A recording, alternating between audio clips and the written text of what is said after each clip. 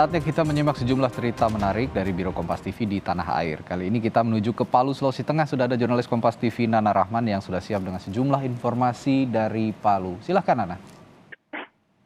Ya, selamat siang Radi dan juga saudara, terima kasih. Dari Kota Palu, hari ini kami memiliki dua sorotan berita dan langsung saja kami awali untuk berita pertama. Saudara, vaksinasi COVID-19 bagi warga lansia di Kota Palu masih di bawah 50%. Percepatan pun dilakukan, termasuk pelaksanaan booster dengan prioritas para warga lanjut usia. Pemerintah Kota Palu bersama TNI Polri dan beberapa instansi lain telah menggelar vaksinasi pada lanjut usia.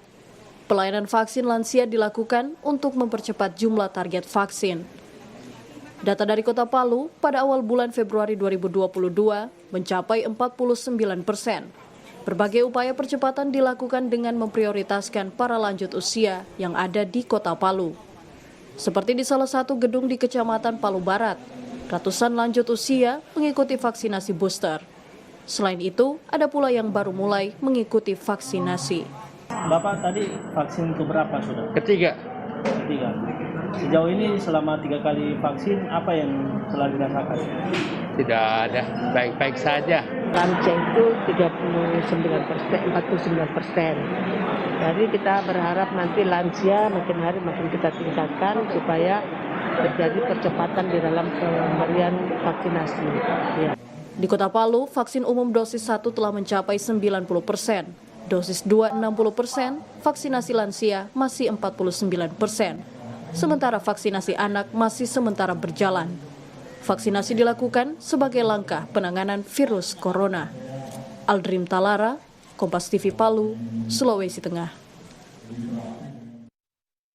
Saudara, ratusan rumah sederhana dan darurat didirikan sekitar 200 meter dari lokasi banjir bandang di Desa Bangga tahun 2019 lalu.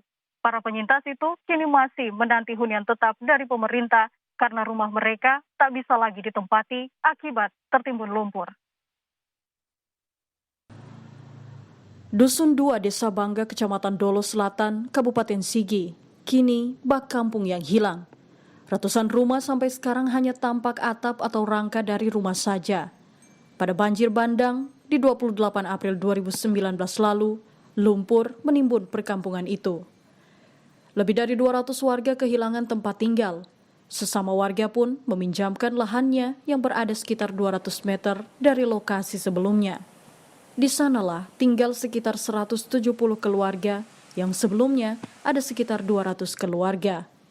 Kepala Dusun 2 Desa Bangga Ikhlas mengaku sampai saat ini mereka masih menunggu realisasi pembangunan hunian tetap untuk korban bencana banjir di Desa Bangga. Untuk ekonomi, selama ini para penyintas mendapat bimbingan dari organisasi di luar pemerintahan untuk pengelolaan lahan pertanian secara darurat. Hampir 3 tahun sudah para penyintas banjir bandang Desa Bangga ini masih tinggal menumpang di lahan warga lainnya.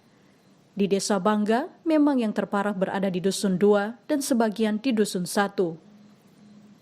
Nah, di sini juga kami masih menunggu yaitu pembuatan huntap atau pembangunan huntap tetap. Nah, kami masih menunggu dari pemerintah. Kita tidak pernah dapat bantuan untaran, tidak pernah dapat apapun kita. Kalau masalah sembako apa ada, alhamdulillah ada.